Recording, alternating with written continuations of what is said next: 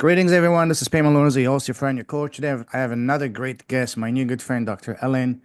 Uh, I recently, number one international best-selling author, and yeah, we connected to our common good friend and my publisher, our publisher, Mary Gooden. We had a great chat. What was it, last week or the week before? And I said, you know what? Why don't you come on my podcast, share your story, talk about your book, your impact, and all the fun things you're doing. So, Elaine. First of all, congratulations on becoming a number one international best-selling author in multiple countries on launch day. It's a Thank pretty you. big milestone. It Welcome to the is. show, my friend. Thank you so much for having me, Payman. It's great to be here. And I just am finding that anyone that's a friend of Mary's is a friend of mine. So I'm glad Absolutely. to make your acquaintance. Absolutely. Absolutely. So tell us, we're going to talk about your book, your business, your impact, all of that good stuff later. But what I really want to know, the focus of this podcast is to get to know you as a human being, as a woman. So tell us, who's Elaine as a human being, as a woman? Um, I am a woman who has had a varied career. I started out in pharmacy and spent 25 years there, and got a great education in what Western allopathic medicine is all about, and realized as my father had emphysema and cancer, Mhm. that there's limitations to what Western medicine can do. And a lot of it is symptom control versus actually curing or treating what's underneath it. So I've come to realize after years of study that really we're frequency and vibrations. And so I've learned to increase my own vibration to um, a vibration of joy and gratitude and love, um, instead of fear and all the sadness, grief, some of the lower emotions, and certainly still experience those from time to time.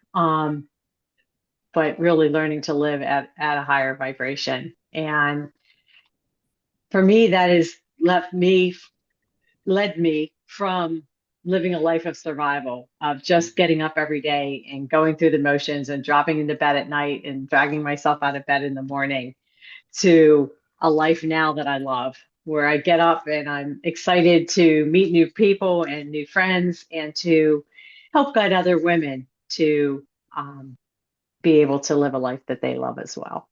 Absolutely. Love that. We're going to unpack all of that. So, first of all, I'd like to ask you a series of rapid fire questions to further get to know you as a person. Ready? Sure, What makes you happy? fire away. Oh, sunshine and the beach. So that is Mm. why I moved to Florida in Oh, yeah. December. Oh, yeah. So I could be by the beach. Not quite as close as you, but close. Well, December is a great timing to move to Florida, especially if you're coming from the Northeast or from up north. Exactly. And I did. Me being from Canada, when I talk to Yeah. family, minus 20, minus 30, 1 meter of snow, I say, thank God I'm not there anymore. I definitely don't miss that. Don't miss it either. Or the snow shoveling. Oh, wow. All right. Anyways, so tell us, what makes you smile? Ah, again, sunshine. My cat, you probably can hear one in the background because he has not been well, and now he's Oh, getting better, and he's good. all the energy that he didn't expend while he Mhm. was ill, he is now running around the house like crazy. So Good for that brings a smile to my face. good for him. Absolutely. Yes. Now, what sets your heart on fire? What makes your soul sing?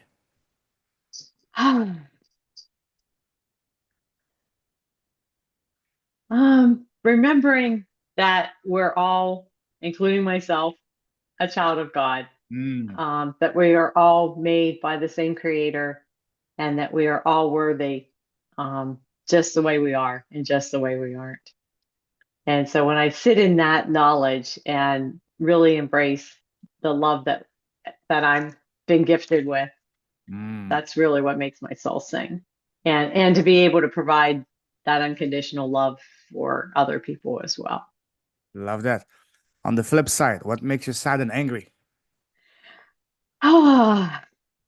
there's a few things on that.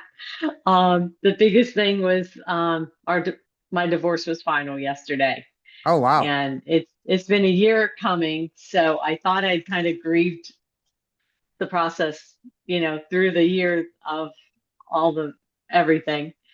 And yesterday I just had some really profound sadness. That that chapter of my life and almost 25 years of my life has come to a close. Um, and also, losing loved ones, um, pets, family has been some of the biggest grief in my life. Sure, I can imagine. I can only imagine. Wow. Well, a new chapter is opening up in front of you. You have a blank piece of paper. Now you're gonna write whatever story you want, whatever adventures you want, and with you choose your cast. Exactly. So, It's fun to write my own play of my life. oh, we've been doing it every day. You've been doing it since the first day, your first breath, you know? Yeah. But now Awesome. more consciously Oh, than what absolutely. I did then. Absolutely. What scares you? Um, a lot less now than it used to. Um, just learning to trust that the universe has my back.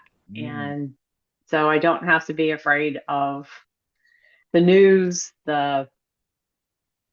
I mean, that's probably the biggest thing, at least for me in the United States, is mm, just the way the news is presented, I think is presented to cause fear and mistrust. And so I don't watch it good. and it lowers my fear level Yeah. tremendously. One of the best decisions I made was to stop watching the news 5, 6, 7, 8, 9, 10 years ago. Yeah, I'm not missing anything. And if something is important, you will know about it, you know? exactly. That's how I feel. Like I'll find the information will come to me if I need it. Might as well focus your time watching something that inspires you, empowers you, uplifts you as opposed to bringing you down, Yes, you know? So, way to go. Awesome. exactly. What would you say is your number one personal superpower?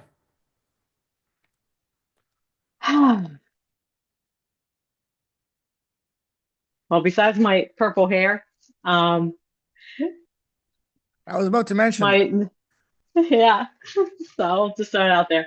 So my word for 2025 is shine, and my logo for my business is a lighthouse.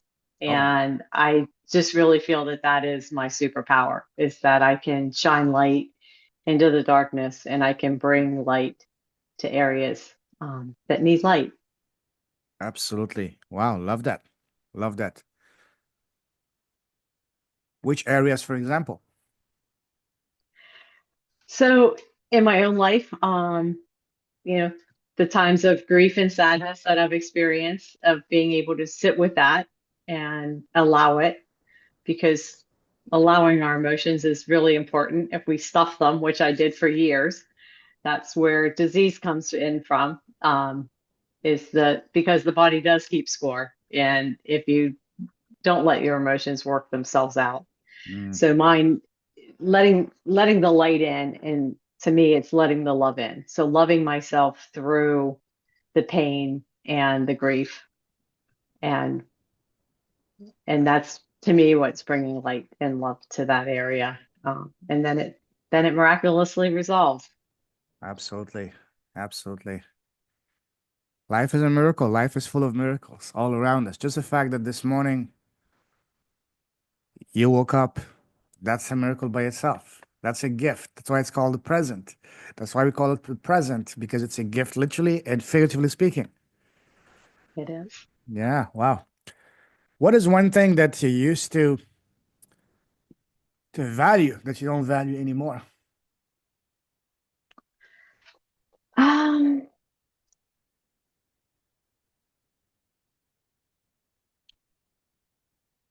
I used to value people pleasing, Mm, and I really thought that that was the way to get validation and love. And I don't value that anymore. I value being authentic. I value being real, that's it. and allowing people to react however they're going to react to who I am and what I am. Okay. And obviously there's taking people into consideration and their Yeah, thoughts and feelings as well. But not letting it dictate my life. totally, totally. Now, on the other side, what is one thing that you did not value that now you're valuing more and more? Oh, my inner peace. Absolutely. That is what I value the most. And I had a conversation with a um, bartender in Nashville a couple years ago, and he said his parents actually raised him that his number one job was to protect his own inner peace. And I thought, wow, what a great life this young man's got ahead of him if that's his start in life. Absolutely. Because a lot of us didn't. A lot of us, grew up in chaotic homes and backgrounds or situations. I mean, there's obviously a lot of war-torn areas of the world where, you know, at least external peace wasn't there. And somehow finding that internal peace to me has been kind of the holy grail in my life. Absolutely. I saw a quote that said, if someone is bringing you drama, it's time to let them go. If there's someone is a source of your peace, elevate them, promote them, and don't be afraid to turn people down, even client down, because if they're gonna bring you chaos or drama, no amount of money is worth your peace of mind. I actually turned people down that were throwing money at me. I said, listen, my peace of mind is non-negotiable. That's fabulous. Yeah. Yeah. Because ultimately, as you become wiser and older, you realize that the most important thing is peace of mind. It's the most beautiful thing. It's back to basics, back to common sense. It's not about having a bigger house, a bigger car, whatever. It's about having peace. So you can be your best version, so you can be the most creative, the most altruistic, and bless others around you and around the world. Yeah. So yeah, wonderful. You like traveling, don't you? I do. I Okay. love to travel. We can do an entire episode on traveling when we do that another We time, but could. I'm gonna take you now down a different type of traveling, down memory line. Okay. Go back to when you were growing up as a kid. You know, when we were kids, people around us, family, relatives, neighbors, teachers, always ask us, Mhm. "Hey, Elaine, what do you want to become when you grow up?" What was your answer to that as a little girl? Oh, well, as a little girl, I read Florence Nightingale and I Mm, wanted to be a nurse okay. in the worst kind of way until I found out that nurses dealt with blood. Oh, And then that went away. So, um, my next thing was my chemistry set. And that's actually what got me into pharmacy. It was my love of chemistry did and did you blow stayed anything with up? that. Did you blow up anything Well, in the process? there were a few mishaps and a few You didn't kill anyone, rotten right? eggs. You I didn't didn't kill kill anyone. anybody. Didn't hurt myself either, which is really great. Thank God. Hallelujah. Yeah, we didn't burn down the house, although, Okay. Cool. Growing up, what was your relationship with school? Did you love school or did you hate school? Um, well, it's really funny because I did 3 years of preschool. So Mm, I love school because school was fun. There was recreation, there was the playground, there was all this arts and crafts, which I still truly love. I still make handmade greeting cards to mm, this day. And then in first grade, we were expected to sit down and face forward, and there was no play and, very little recess. And I don't remember any art in first grade at all. So then I didn't like school. And then after getting in trouble for daydreaming in second grade, third grade, I think I decided that maybe this educational system had some merit. And if I applied myself, that it might be a way to create a future that I really want. And yeah. so from third grade on, I applied myself. And Mm, then once I decided I want to be a pharmacist in seventh grade, that just kind of set the trajectory for the rest of my schooling. Beautiful. Imagine, And I'm a lifelong learner, so yeah, go life, figure. life is a school, you know? So, speaking of It school, is. imagine we're in the same grade, Yeah. around grade 10, grade 11. What kind of student and girl were you Okay. back then? Were you the shy type? Were you the chatterbox, the superstar, the nerd? What kind of girl or student were you back then? Oh, I was the shy, quiet type, and I was a nerd. Ah, So I was very studious. At that point, I was looking at getting into colleges and was really applying myself. mm. But on the flip side, I was also in the band, so I had a Oh, really great family and really enjoyed. That was the highlight of my high school career was being in the band and performing. And what instrument were you playing? I marched cymbals, and then I Mm, played different percussion instruments and okay, concert band. cool. Were you popular with the boys in school? Not very. I was pretty awkward back then. I see. Do you remember what was your very first job and how much you get paid the first time you worked? Oh, I do. I worked at a hair salon, sweeping the floor and Mm. answering the phones for $2 an hour. That's a fortune. I know. How did you feel the first time you get your first paycheck? Wow. Yeah, it was exciting. And speaking of material things, I actually saved up for a rain cape. That was my first purchase with Mm, my money, and it was like $40. So it was a lot of hours to earn that. 40 to, so you said what, $2 per hour? $2 an hour, so 20 hours. But I only worked like, I don't know, a couple hours on Saturday. So So a couple of months, okay. yeah, it was a couple months. How did it make you feel when you bought that first item with your own money? Really good. Yeah. Like I don't know. I guess like an adult because I was 13. Mm, So yeah, I was fairly young when I started. awesome. Awesome. Let's move forward. Let's talk about your path from the moment you left school to now. How would you describe it? Would you say it was pretty much straightforward, smooth sailing? Once you get into one lane, you were set for life? Or was it more like turns and twists like a roller coaster all over? Oh, it was more like a roller coaster. Um, I, I started in my first job. I was there for 3 years, then moved to another hospital, was there Mm, for 7, spent 9 years at Merck. So yeah, there was a lot of changes. Um, and a lot of adventure.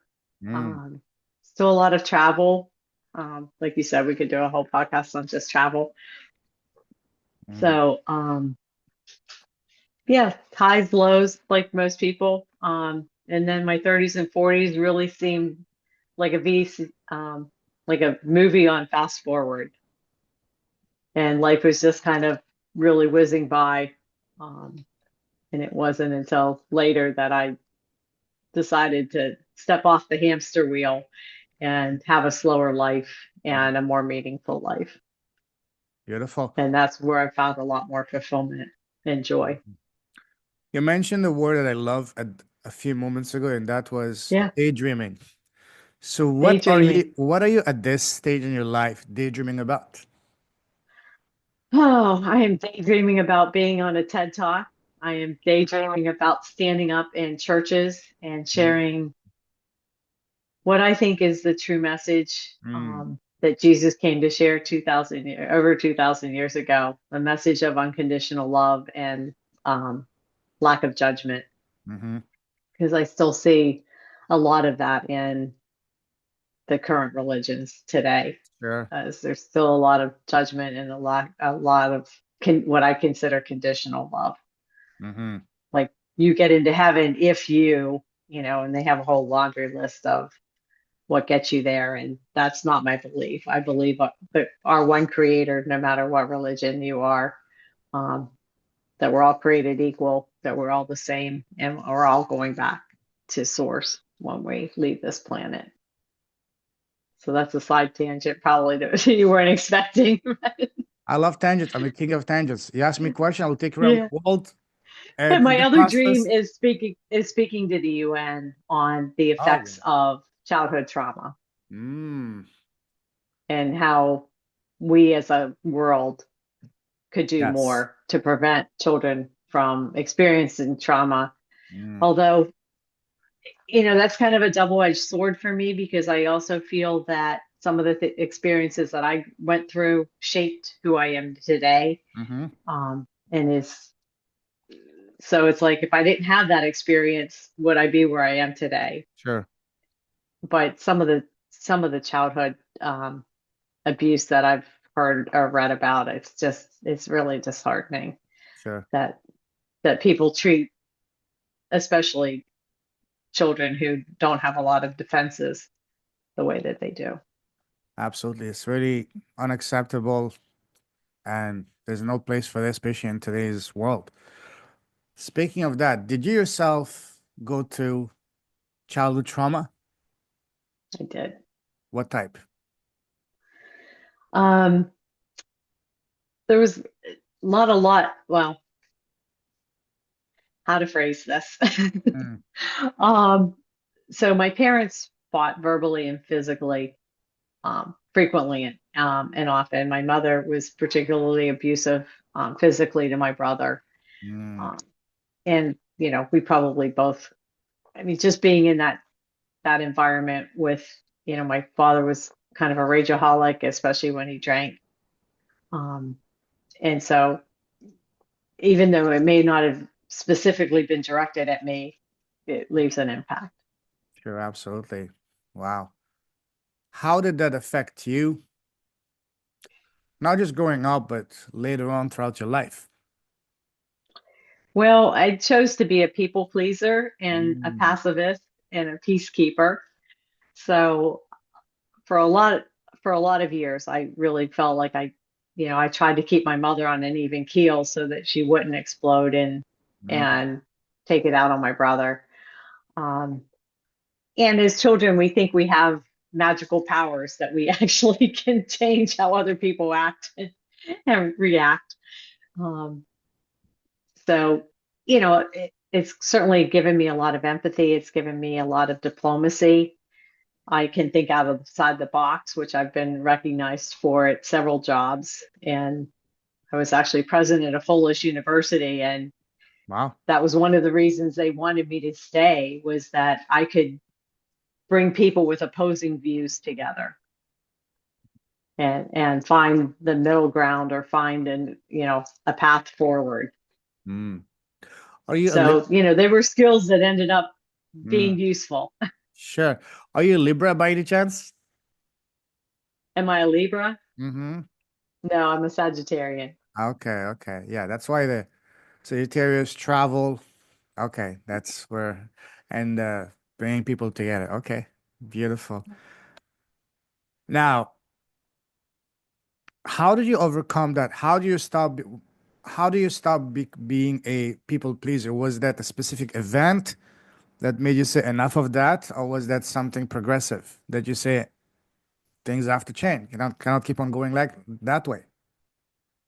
Well, I think with my mother, I just felt more and more put upon as I Mm, got older that she just expected me to do certain things.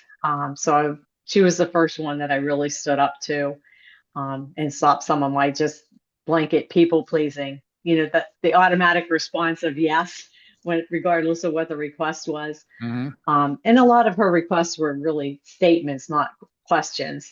But over time, she came to respect me and actually asked me whether I wanted to do something or not.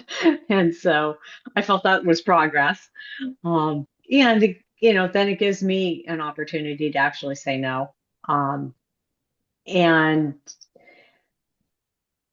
just in other areas of my life, I just really felt like a doormat. And finally, one day I woke up and thought, if I don't want to be a doormat, maybe I should just get off the floor and mm. stand up Oh yeah. and start standing up for myself. And saying what I need and what I really want.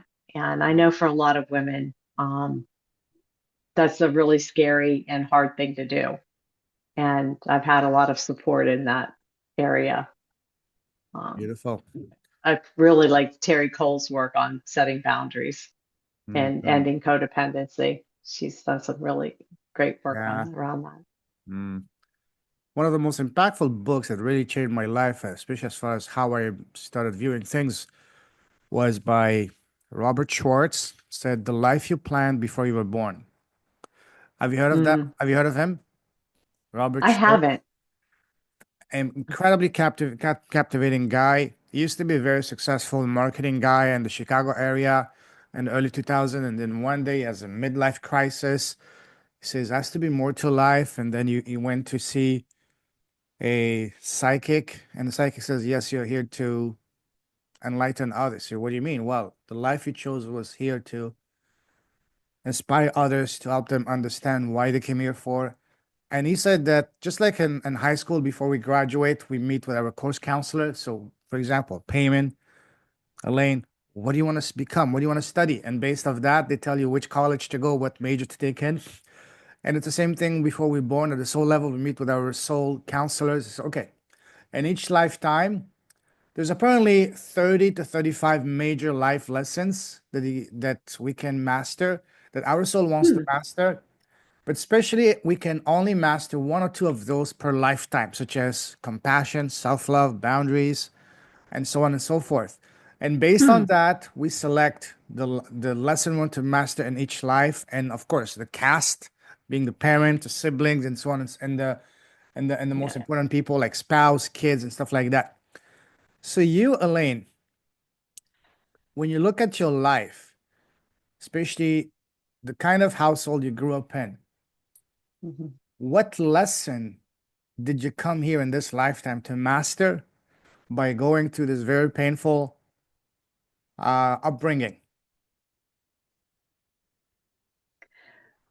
I'm not sure that I have all the answers yet, but some of the lessons I think were to be compassionate, Mm-hmm. to stand up for others, to speak up um, against wrongs and injustices, and to make a difference.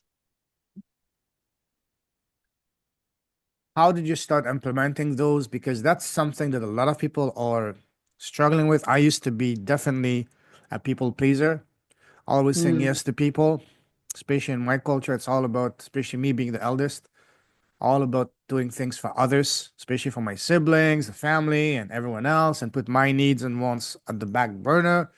right. What I want doesn't matter. It's all about the others. So I would love to hear from you. How did you put an end to this cycle, and how did you stop that? How did you start uh, standing up for yourself and setting boundaries? Yeah, I'd love to hear your story as well, how you did it. Um, it's one step at a time. It's Mm, one decision at a time. And for me, it was because I was just so exhausted and overwhelmed that I just knew something had to change. yeah. Because I honestly didn't think that I would can that I wanted actually Mm, I didn't want to continue to live mm, that kind of life. yeah. Um, Not that I ever attempted suicide, but I certainly had thoughts of just wanting to check out. Yeah. And that scared me. And I do believe, as you said earlier, that life is a miracle, life is a gift. And I really felt like I was squandering the gift that I was Mm, given. And when I started thinking about my life that way, then I thought, I'm the captain of this ship, and I have the power to say where my time, energy, and talents go. And like I said, then it was one decision at a time. yeah. And a lot of times that automatic yes, because like you said, it's the culture you're raised in, it's what's expected. So that's the first thing that comes out. And then it's making the second phone call to say, hey, look, I said yes in the moment, because that's my automatic response. And what I really meant to say is, I'm sorry, I can't do that. Yeah. For me, it was That very, that doesn't serve me. That doesn't, yeah, it just won't work for me. yeah, absolutely. Absolutely. So how about you? You started to say, Oh, I had how to did you just, break the cycle? well, we human beings, we have this bad habit of only learning the hard way, you know? I had to learn it the hard way. I had to literally start over at 40 with nothing to my name because I had spent the first part of my life just doing things for family, paying off the mortgage, making sure my sisters went to college. They were able to stand on their own feet. I'm not blaming them. I love them, but they didn't know any better. That's how the culture was. And for me, I had to learn to understand that the most important person in the world is yourself. And that's not being selfish, but being very altruistic.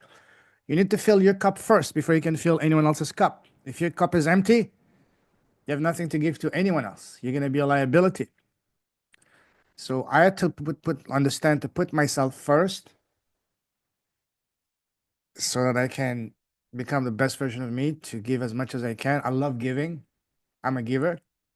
I love helping since I was a kid, especially to people who have nothing. And yeah, I had to learn it the hard way. And it's been an incredible journey. Yes, painful at times, but this is how we human beings, fickle human beings, this is how we learn. Until it doesn't burn, you don't stop doing it. Just like when you tell a kid, don't touch the stove, you can tell them. They will touch it until they burn themselves, you know? And then they won't. Yeah, exactly. So Yeah. So how did your family react when you started setting boundaries and started saying no? surprisingly, I will never forget that. They were very supportive. Actually, one moment I will never forget. Yeah. I don't know if you watched my TED Talk when I came back from Hong Kong. I used to live in China and Hong Kong. I was at the lowest financially. I was I was trying to build a business, it didn't work out. I ran out of money. I had my credit cards canceled, credit destroyed. I had to ask my sister to book me a ticket to fly back to Canada. So I was living with family, my sister. And one thing that was really one of my pet peeves was that my younger sister, she would never do the dishes. She would expect me to do the dishes all the time. I was basically by default the dishwasher of the family. And one time I just snapped. I said, enough, I can't do this anymore. And then she turned around and said, about time. I was waiting for you to say that all this along. What took you so long, brother? I said, excuse me? It's It a was like test. this, you know? But again, that made me understand that, just like I said earlier, the people we choose in our life, especially the important people, they're here to help us achieve our growth. So she was here to trigger me to the point of no return until I snapped and I said, enough. And she said, well, what took you so long, brother? That's what I'm here for. I've been here on this planet all this time to trigger you, to make you stand up for yourself, to put boundaries. It's almost as if she was channeling that information at that time. And after Yeah. that, we went from having absolutely no relationship to becoming the best friend ever. Yeah. Because by triggering me and helping me grow, we were helping each other and our not just evolution, but in our awakening. Yeah. So surprisingly, they were very, very supportive. So I wish I had done it earlier. I would have saved myself so much more pain. I know. Isn't that Can you funny? can you relate with that? Same. Can you I relate with that? can because as I started setting boundaries with my mother, like you said, I mean, at first she pushed back, but eventually she respected me more. And I think people do respect Yeah. you when you stand up for yourself. Oh, big time. And the flip side is you only get the respect that you request, Yeah, exactly. Treat yourself with respect so others can respect you. right? If you're a doormat always saying yes, yes, yes, guess what? You're gonna get no, no, no. You wanna get yes, yes, yes? Start saying no, no, no. The secret to success is Paradoxical, saying but no. true. Yeah, yeah. Yeah. Actually, when you listen to the very successful people, one of the most important skill they say to have is the ability to say no, because you want to be, it's going to stop you from being distracted, stop you from being spread out, stop being attacked literally by these energy vampires, time vampires. They're literally trying to steal your vibe, your energy, your time, and eventually your money too, but that's a different story. Yeah. So, seriously, that was, I couldn't believe it. I was like, what? I know. Instead of being That had upset been at her, I was eye-opening. upset at myself, you know? Yeah, then you get angry with yourself that you didn't do it sooner. Yeah. So, yeah, so that was, but again, it's been a beautiful journey. Life literally is a play. Every morning you wake up, you have the pen, you have the blank sheet of paper. Okay, what do you want to experience today? What do you want to eat? What do you want to do? Where do you want to go? What impact do you want to have today? So, it's all a bunch of powerful questions. Actually, I spoke to a wonderful lady yesterday. She told me 3 questions to ask Hmm. ourselves all day long. If I can find them. Oh, here. 3 questions to ask yourself all the time. What are you doing? Why are you doing it? And how can I do it better? So what am I doing? Why am I doing it? And how I can do it better? Yes. Ask Great. yourself Those that are great questions. every time, everything you're doing. Why I'm doing it? What was it? Did I lose it? Yeah, anyways. So why I'm doing it, what am I doing, why I'm doing it, and how can I do it better? How can I do it better? And if you look at everything from these from this perspective, it's going to allow you to write a much more enjoyable, fulfilling, and compelling story for yourself, where you are the main character, and you handpick, cherry pick the people you want, the things you want, and yeah. Yeah. So let's create. What a great life. And Absolutely. you've obviously created a success from where you were. And yeah, you did hit rock bottom. That, More than a couple of times. My life could have been so much easier. Back in 2007, I was about to apply to law school in Ottawa. I actually even went to the faculty and met with the dean. Today, yeah, just send your application, you're in. But a book changed my trajectory, The 4 Work Week by Tim Ferriss. So to the complete dismay and horror of my family, especially my father, was a very successful and educated man. I decided not to go to law school, but instead to start my first online business. They thought I'd lost my marbles. What? You yeah, crazy? That was your dream. You want to become a high power, prestigious international lawyer. You speak all these languages. You love traveling. You want to do, we're talking about doing deals around the world and all that. yeah. And what are you doing now?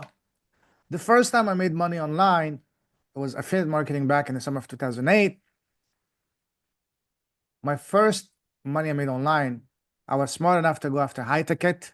I was selling a $3,000 package. I was getting $1,000.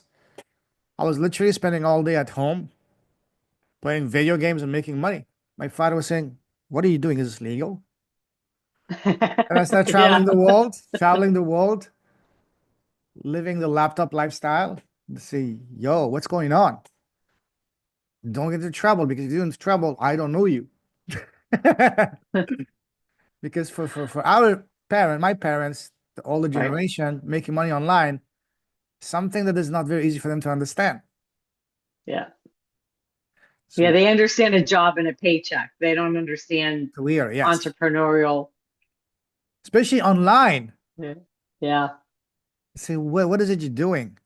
You're traveling the world. How are you making money? What are you selling? I hope you're not selling drugs or anything illegal. Say, oh no, no, no, that's not my. No, that's not you. But yeah, it was. So, anyways, why do we even talk about this? So, as I said, I'm the king of tangents. I will take you around the world to answer a simple question. I love it. But My hey, brain works the same way. It just goes off and hey, Those A tangents variety are the of this. stuff what adventures are made of, both of us, Libra, Sagittarius, we're all about adventure, you know what I mean? Yeah, exactly. So let's get back to the topic at hand here. So Yeah. tell us about your current business. How did you end up doing what you're doing, and what's your impact? So, my current business, I am a speaker, coach, and now author of a book. Woohoo! So, um, it's bred out of my empathy and compassion to help other women. I have, Mm. as I said earlier, I have had a lot of therapists, mentors, coaches that held the space for me to go inside, find what needed to be healed, and allow myself to heal. And I just really want to help and be that person for other women, Mm. to provide the space for them to look inside and to heal the hurt parts and the pain that they're experiencing so that they can find their joy and thrive. Wow. What took you there? How did you end up into that path? Of all paths, especially coming Of all from a paths, very from scientific and pharmacy. pharmacy, very structured.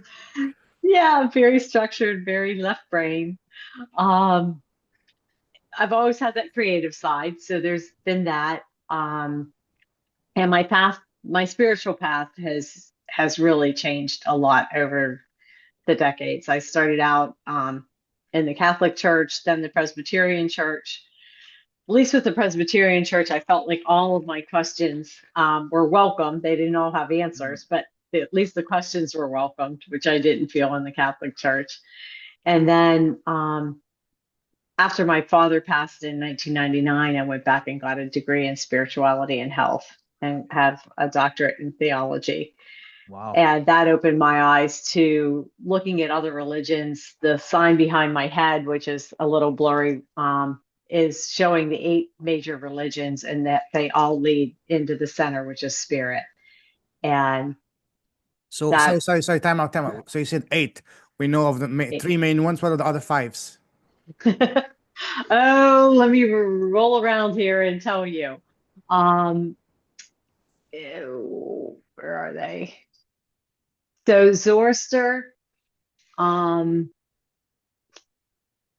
the path of law, the path of love, the path of reason, the path of harmony, and the path of righteousness, the path of deliverance, and the path of identification, and the path of submission, Wow. which I believe is yeah, that's Islam.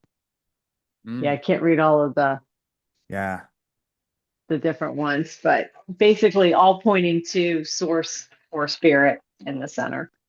Yeah. Beautiful. So so that has changed the course and path of my life, and then getting the doctorate and seeing where um, how frequency and energy can shift and relieve pain and disease um, has just really changed the whole focus of my life, and started coaching through that program. Beautiful. So after studying all of these major religions, what would you say is the common denominator among all of them? The one thing they all have in common? Um, love and caring, somewhere along the line of the golden rule of Mhm. to treat others as you would like to be treated. Yeah. For me, after living around the world and talking and befriending people from all kinds of backgrounds, religions, and all that, for me, I came, at least from my limited knowledge, is that all religions, doesn't matter which religion, at least the main three big ones, Islam, Christianity, Judaism, they all have a lot of things in common. Maybe the name of the characters change, but ultimately it's the same principles, the same lessons. Just like you said, the universal golden rule, respect, You know, as I'm saying this, I'm getting goosebumps right now, you know? So Yeah, me too. all religions are the same. So why do we have all this divisiveness, all these wars about religion and oh, my religion is better than mine. My God is bigger. Mine is more powerful. Why? It's all the same. Why are we being so petty and childish, you know? You know, like I said, that's my daydream is to stand in front of churches and bring us together Yeah, not just churches, because, but also all those, whether it's churches, mosques, synagogues, right, temples, all of them, all of it. you know? Because really, we're more similar than we are Yeah, dissimilar. Or absolutely. and finding that, I think finding those commonalities. I mean, maybe it's just the diplomat in me, Mm, the negotiator that wants to bring people together. Um, yeah. but I just think, and my other dream is to create peace on earth. Oh, And I know where it starts. It starts inside of each and every one of us. absolutely. Absolutely. And I think once we achieve that, because the other phrase that I like is that hurt people hurt people. So Yes. when people are hurting, when people are traumatizing children, when they're hurting and causing war and fighting over, my God versus your God, it's because they're hurting. They haven't found that love and peace inside of them. You don't any better. And so they don't know any better. And they're acting out of the pain and hurt that is inside of them. Yeah, And so my goal is to have as many people as I can touch find that love and joy and peace within them so that we can bring about peace on earth. absolutely. One of the most powerful quotes I've seen, and it says, religion divides, spirituality unites. Mm, I like that. When was the last time you saw a war started by spirituality? It doesn't, because it says it doesn't matter what religion, what God you believe in. At the end of the day, we're all drops of the same ocean, source, the Yeah, universe. exactly. Yep. And I have a question. It's like, how does religion interfere with your connection with God? Yeah, Or which is how I define spirituality, connecting the spirit that's in each and every one of us to the source. especially the way religion was used in the past as a middleman. Oh, you want to have a piece, you want to have a shot at going to paradise? You need to keep paying us. The church and the mosque and synagogues and all that doing this, they gotta buy your way in. And Yeah, honestly, you don't need a middleman to get access to God. God is within each of us. Close your eyes, get in touch with yourself, listen to your heart, listen to your soul, listen to that voice, that gut feeling. That's you exactly. connecting with the universe, source, God, whatever you want to call him or her. So, Or her. Yeah, yeah. So, yeah. We're very aligned on that. oh, absolutely, absolutely. I used to, I grew up in a Muslim family, was born in Afghanistan, but my parents were always, because they were very educated, very forward thinking. And the more I grew up, the more I learned, the more I go through my awakening, the more I start to get disillusioned with religion. And by religion, I Mm, mean all religions. Because when I was a kid, there were two places you can find me. I grew up in France. One was on the soccer pitch, playing football all the time. The other place was at the library. And as a 6, 7, 8-year-old boy, I was hooked on two types of books. One, ancient Greece, ancient Egypt, and of all books, mm, those colorful book with the most amazing pictures and stories called the Bible. mm. As a 6-year-old boy, I had no idea what that was, but I was hooked by the pictures and the stories. Even one time I brought a very colorful big Bible at home, and my father said, "What's this?" I said, "Well, you tell me, what is this? I love the stories." I said, "Why you take this book?" I said, "Well, because I love the stories." And he let me say, "Okay, yeah, that's amazing. Keep reading it." You know? Wow. Yeah. Yeah. So I was hooked. I love the stories, those big dragons. It was, imagine a book. One side you had the the the text, on the other side you had pictures Pictures. Yeah. depicting. I was like, wow, this is the most amazing book ever. Yeah, that sounds really amazing. I didn't have that version of the Bible. As a 6, 7, 8 year boy. Yeah, But even more kudos for my father, my parents, God bless yeah. his soul, for them for being open minded and not shutting me Okay. down because Right. maybe others would have done it, especially bringing a Bible to a so called traditional Muslim household. Say, no, that's no, no, no, Household. don't do that. Yeah, But for them, they encouraged me. yeah. And Oh, then, that's great. yeah, then they gave me the Quran, and then I started looking for the Torah and all that, so reading them and say, wow, Yeah, I love those texts. yeah. There's a lot of wisdom in there. Oh, absolutely. A lot of wisdom indeed. Tell us about your book. What was the genesis of your book? So I met Mary last year, and we in one of her free master classes. And during it, she just said, if you're going to create a book, what would the title be? And with the Mm, group that was on the call, we came up with titles for everybody's book. mm, So mine was From Simply Surviving to Radically Thriving. And then wow. it evolved to 5 Steps to Unleash Unstoppable You.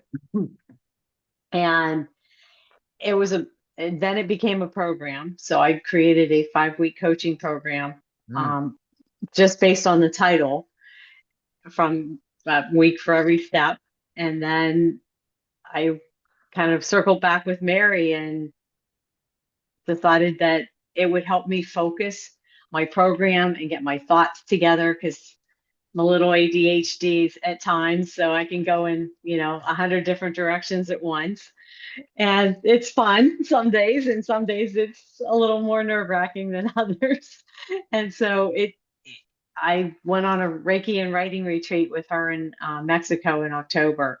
wow. And the whole concept was is that in that 5 days, I would start writing my book, and I got half of it written in those 5 days, along with her philosophy of let it be easy, let it be fun. And we did Let it flow. Reiki and yoga, and we got massages and stayed at a beautiful resort right on the beach.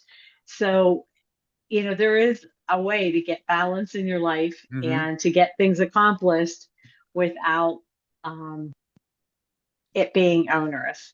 Yep. And so that's where it started. And then I picked up and moved to Florida in the middle of my book writing, but picked right back up and got it done. And a lot of it is a testament to Mary, to her program, because she has structure in it, and um, built-in calls to keep Yes. me on track. And again, that ADHD without a little bit of, got to put the guardrails up so you kind of keep me going in the same direction that I started in. And got it done. And I really hope that it is a blessing to Yes. everyone that reads it. It is particularly written for women. But I'm interested in a male perspective as well. So if you Mm-hmm. um, choose to read it, I'd love to hear what you think about it and how Yeah. the 5 steps pertain to you. And Sure. I'll I'll go through it. Yeah. So is this your book or is this a multi-authored book? no, it is my book. It is a single author book. Is this your brand building book for your business? It is my brand Oh, building book beautiful, for my beautiful. business. Yes. This is the best way you can use this book is just hand it like candies. Hand it like use it as your business card.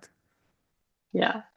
This way, the prospect that is really serious, they will learn about you, your business, and the fact that, listen, I can't, I want you to try this. Next time you go to a networking event or meet someone, after talking to them and you know that they're potential prospect, when they Hmm. ask for your business card, just hand them your book. And then I Okay. want you to just look at the facial expression. You have a book? Wow, that's incredible because nothing screams expertise, authority, and leadership than a book. That's going to elevate you in their mind without saying a single word to being seen not just an expert, an authority, and a leader, but their expert, their authority, their leader, almost like their hero.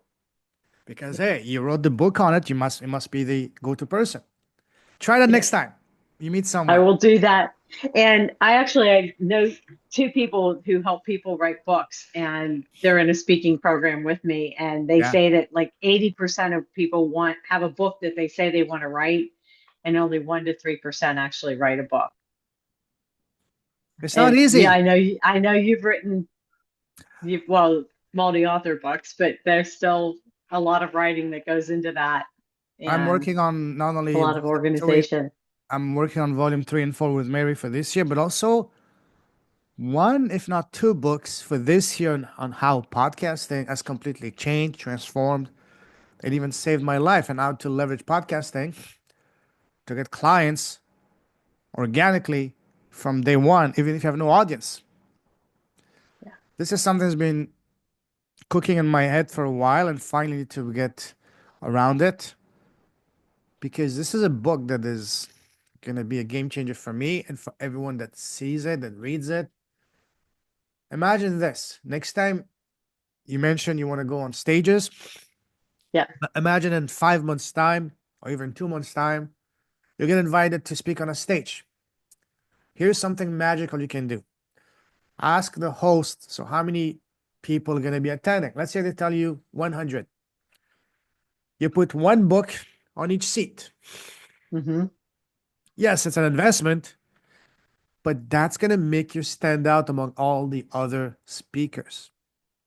And as I said, it's going to elevate you in the mind to being seen as an expert, an authority leader. All you need is just one of them to say yes to your program. You recoup your investment. Say 100 bucks might cost you what, 500 to $1,000, but it's the best money you will spend Yeah. because you will be. It's going to elevate you as a further as a true authority expert to leader. You're probably going to be the only expert or speaker in that event that's going to be giving away a book about what the zone of genius, what are they doing, Yeah. and then you will get clients, people booking up time with you. You don't even have to sell it. Just Yeah. give it. How many people attending? 50. Okay, put 50 books on each seat. I know a guy. Is actually one of my mentors. He blew up his business by doing that. Wow. Just giving away his books instead of selling them. Just putting a book on each seat at Mm. every event he goes to talk to. This is the guy actually, Dan Oh, Henry. Have you heard of him? okay. Dan Henry. I I have not. He's one of the biggest, most influential. I can't call him guru because I don't like the word guru, but true expert. He's done over Mhm. $50 million selling high ticket programs. Now he's retired. He's living the life, and he moved from Florida to Dubai. Is Wow. playing at a different level now. But one of the things that took him to next level was he was invited to do a talk for the biggest marketing event in the world, which is called Forum Hacking Live by ClickFunnels. And there were like maybe 300 people. He put a book on each seat. He said that alone made him $5 or $6 million. Wow. So again, you have to do it strategically, not to any schmuck you see Right. after And make conversation. sure that where you're speaking is Yeah. aligned with the audience that you're, Yeah. So when you yeah, go to networking looking for. events, when people ask you, hey, Elaine, awesome talking to you. Can I have your business card? You just smile. I don't have a business card. You reach in your purse, but here's my book. You got a book. Yeah. How? I, Exactly. So try that and just I watch will. the facial expression. Even better, have someone beside you to record the interaction Oh, that would be really and great. ask him to have the camera on their face Yeah. and just watch and be blown away. Yeah, That's the power of a book. it is. And So thank you for the suggestions. I appreciate that. remember what I told you about, very welcome. What I told you about starting conversations with a staff at your local TED Talks. Here's Yeah. another thing you can do. After a few exchange of messages, you're not applying, you're just building rapport. Before, Hey, right. by the way, What's your address? Why? I want to send you my book as a gift. Wink, wink. Try that. Okay. Try I that. will do that. One of my clients, she made a last year, amazing lady. She's in Portland. She did a Kickstarter for a children's book. And she said, after talking to us, she said, so what's the genesis? What inspired you? I said, oh, I was inspired by Elon Musk. I said, say no more. Why don't you send him a copy of your book? The chance of him getting it are slim to none. But hey, what if You someone in never the office know. picks it up? All you need is one tweet from him and you're going to be a household name. Maybe not now, maybe in What? 6 months down the road. Yeah. Don't limit Did yourself. she? So Did far, she send it? she did send it, but she hasn't heard back. I read it back. Yeah. Yeah, but But hey, just try. and like I was talking to somebody else today, and she said, you just never know where your book may end up in 5 or 10 years. And I think about the number of books I've picked up 10 years after they were published. I didn't get them when they were hot and new, but they came to me when it was the right time for me. And it was a message that I needed to hear when when I got it. So, You don't have to wait you 10 know, years, maybe a few weeks, a few months. Someone's gonna pick it up in his office. Oh, that's beautiful. Oh, did you see this? Oh, Elon, check this. Oh, this lady crazily says you were the one that inspired her. Ha ha ha ha ha. He takes it, a picture, a tweet, and bada boom, bada bam, ka-ching. yeah, You know? there you go. So again, don't limit yourself. Send a cup, start conversations, not to apply, but to build Yeah. rapport. Send them a copy of your book. Actually, speaking of that, I need to listen to my own advice myself. Yeah. Have you done that? Not yet.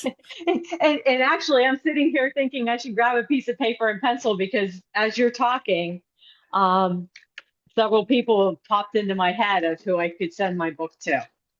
Exactly. So start dreaming big. Remember what I said, you, as an author, you understand that you have a blank piece of paper in front of you, literally Canva. Start Yeah. creating your own story, your next chapter, your next page, your next paragraph, your next line, the characters. Don't self suppress, don't self censor. Oh, this guy is out of reach. No, no, no. Nobody's out of reach. What's the saying? We're only like 6 degrees of separation from every person in the world. Yeah. You know someone that knows someone that knows someone that knows someone that knows Elon Musk and so on and so forth. All you need is just one. Maybe not Elon, but someone maybe one or two steps under him. Or Yeah. whoever you want to target. So, anyways, what's your title of your book again? From simply surviving to radically thriving, 5 steps to unleash unstoppable you. Beautiful. What's your program about? So my program is the 5 steps. And briefly, they are checking in with yourself. So that's the first step.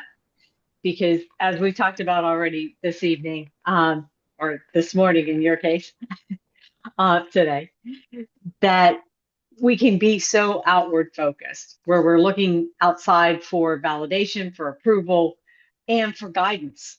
And truly, the guidance resides within each one of us. So the first step is checking in.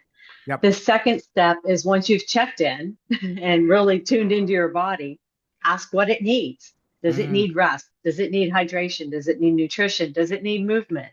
Because our bodies to run optimally needs all 4 of those pillars. The third step, which we can actually do together tonight on this podcast, woohoo. is my self-love high five. And so you use the right hand, I love you. Left hand, I love you. Both hands, I love you. I love you. I love You you. I can do love it you. in a Yeah. mirror or you can do it into a Zoom camera. Yeah. And because, as you said, if you're not filling up your own cup, if you don't feel that love within you, you can't give what you don't have. And so many of us try and we Mm, run on empty and we're running on fumes. And when we're running on fumes, we really aren't our best for ourselves. And we're certainly not our best for the people that we love and the people that yeah. are in our life. So starting with self-love. The fourth step is joy. Find 5 minutes to do something that brings you joy, whether it's coloring, whether it's listening to a song, dancing, walking outside. I don't know. What things bring you joy, Payman? For me, walking by the beach, playing pickleball, and just meeting new people, hearing stories. When someone asks me, "What do you do?" I say, "I'm a collector." What do you collect? I collect success stories. I love, one time someone asked me, if you could choose anything to become, what would it be? I would say, I would love to be the official interviewer of the universe, going to every soul and asking, what's your story? And you are. You've got your podcast. Eventually, I want to become the next, or maybe not the next, but reach the same heights of Joe Rogan. Who knows? You never know. Plant the You're well on seed. your way. Plant the seed, exactly. 400 So yeah, episode down, maybe 1,000 more to go, and who knows? well, who knows? Yeah. You know? So, doing something that brings you joy, because the more joy Yes. you bring to your life, and really create your own joy, and it's what you focus on. So, focusing on joy certainly is better than focusing on other things. And then the fifth step is gratitude, and Mm. really appreciating not only the good things and all the blessings that you have, but also the obstacles and challenges that you face, because there's lessons in everything Sure. that happens to us and for us Hmm. in this world. And as you said, we do choose the path and the people in our lives before we're even born.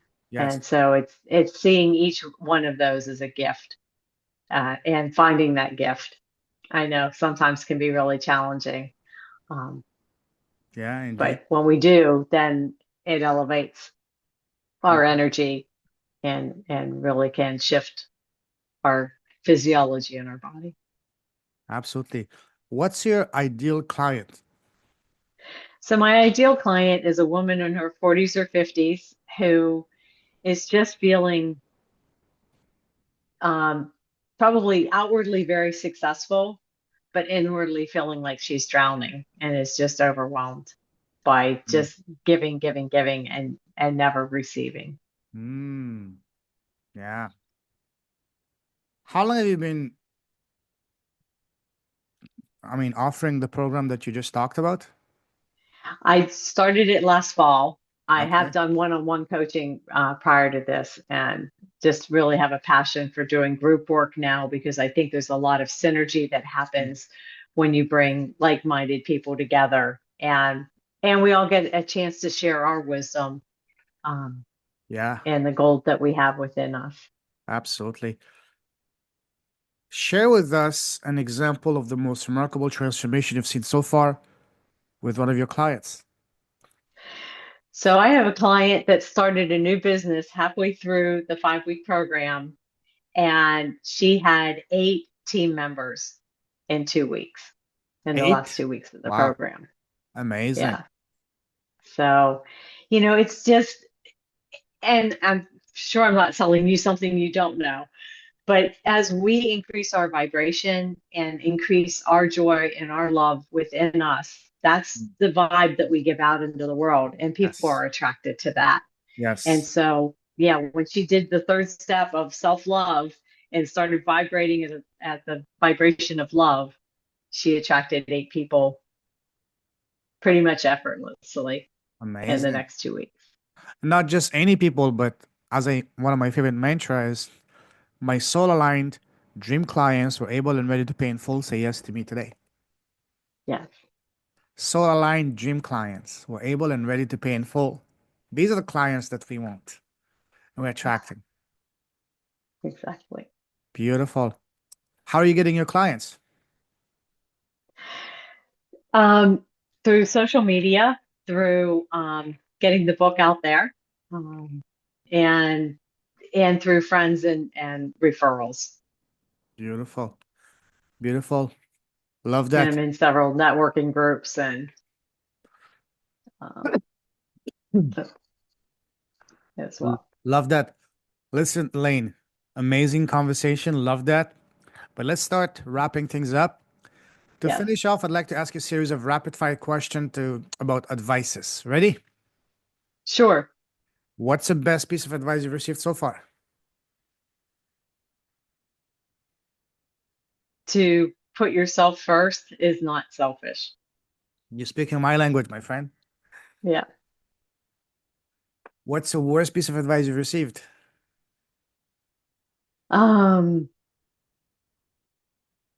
hmm.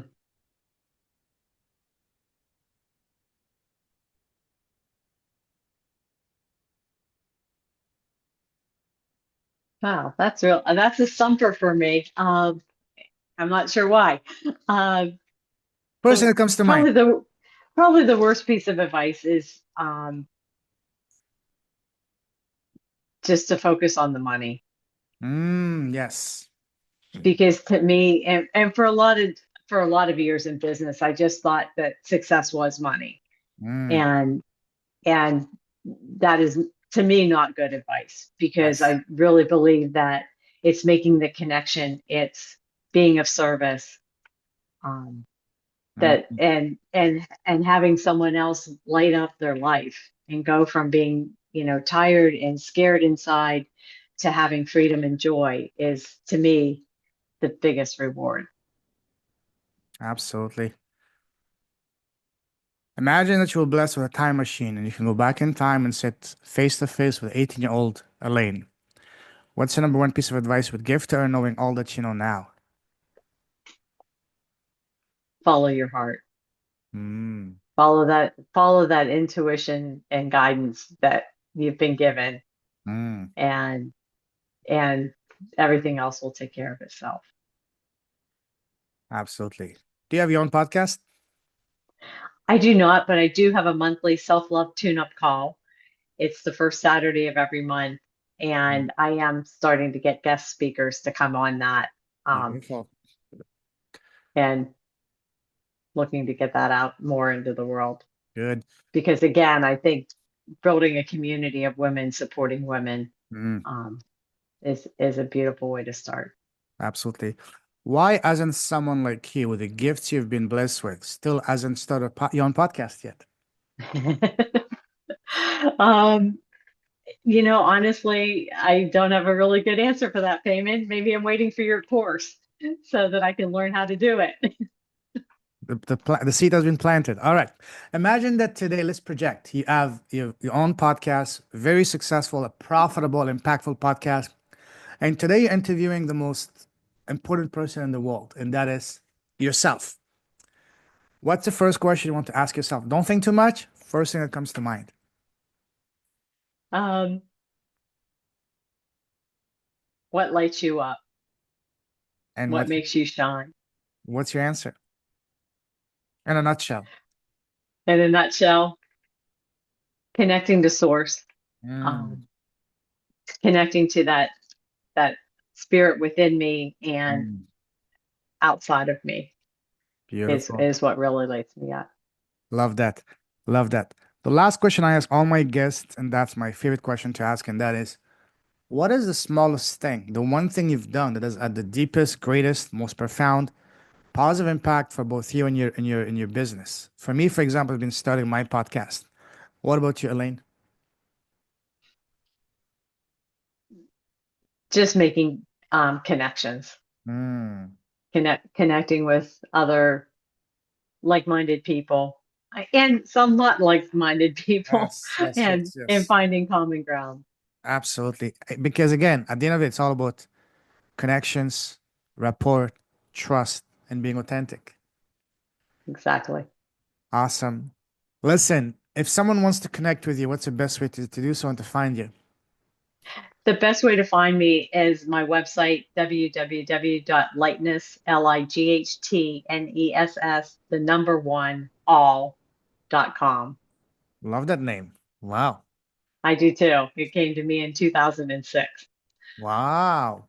Amazing. So Amazing. it aligns with the spirituality, and my logo is a lighthouse. And that's what I hope to be to Oh, as many people as I can be. well, it's been an absolute pleasure getting to know you, unpacking your story. I'm really delighted that we get connected to Mary and the universe. At this time, I salute you. You truly do with a heart. Keep shining your light. Keep blessing the world. Your presence, your impact, your smile, your personality, and your purple air too. You know. Yeah, And stay safe, stay awesome. matches the buck. I was about to say stay warm, but I remember that you're in Florida, so probably I'm in need Florida, one. so I am. Well, it was a little chilly today, I but thought you were back in the Northeast, so no need to stay no, warm. Uh, no, it's good. God bless. And Talk to you very and soon. thank you. It's been great getting to know you better as well. Blessings to you, Pleasure my is all friend. mine. Pleasure all mine. Have a fantabulous rest of your evening. Thank you for agreeing to this late podcast for you. It's over 10 p.m. for you, 10:30. Okay, Thank you. I appreciate that. And talk to you very thank soon, my you. friend. Take care. Cheers.